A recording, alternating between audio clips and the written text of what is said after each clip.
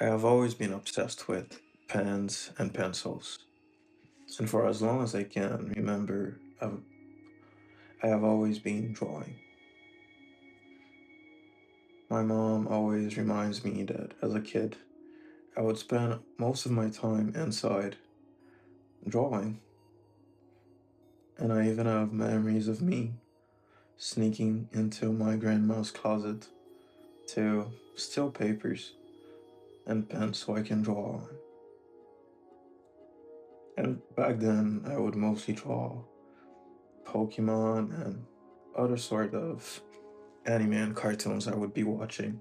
Later on in life, I entered into architecture school, and here my love for sketching and drawing kind of grew. I was always the student with a piece of paper or trace, sketching and drawing.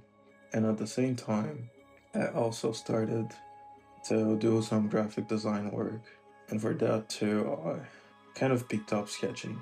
And back then, I would mostly do it on piece of paper and on a Surface Pro, which is a tablet from Microsoft that I got back then just because it had stylus support. I really liked the fact that it had a kickstand and came with a keyboard, so it was really the computer I would use for almost everything in school. And that was mostly sketching and taking notes. And even if sometimes, well, most of the time, I would carry a notebook, most of my work was digital. And the thing is, I've never really tried to fight between analog versus digital.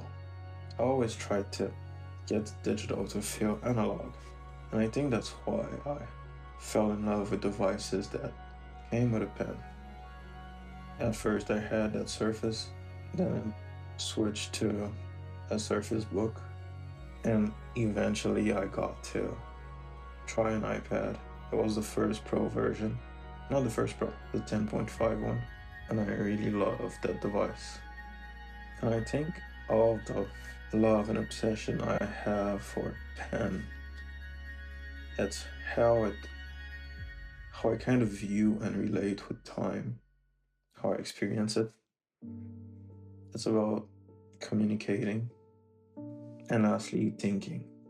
To start with thinking, there's one thing I've noticed is that whenever I grab a pen and start drawing or sketching, it's like everything else fades. It's just me and the line. And as I draw that line, I often end up getting an idea. And that idea will eventually lead to another line. And this create kind of a loop where the next line create the next idea and the next idea create the next line, and it's just almost never ending till you decide to. And this has always helped me to express whatever I have in my mind.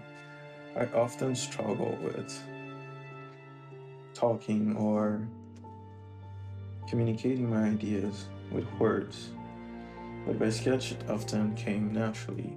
So I just kept on sketching and drawing.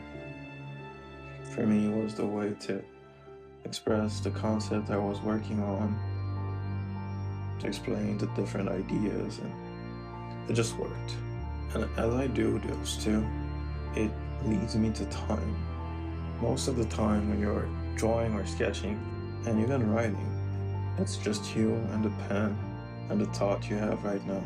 But I think even if it helps you to be present, most of the time when we're writing or drawing, especially in my field, it's all about planning and looking into the future, designing a house that is not there yet, creating a logo for a brand that might not even exist yet, or planning a vacation. And all of this, it make a little pen, just a simple device, feel like a car from a movie that I used to watch, like it was Back to the Future. And it makes me feel like it's something I can use to travel in time, and I really like the concept of it. And all of this sort of made me think that something as simple as a pen is such a powerful tool.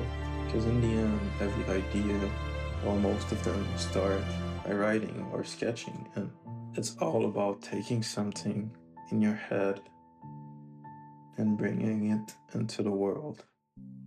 I think that's beautiful. And for that reason, whenever I get a device now, one of the first thing I check is if it has stylus support. Because I don't think I could leave without one. And even if I do it a lot digitally, I still carry a notebook with me. Because at some point, the stylus battery might die or I might run out of paper.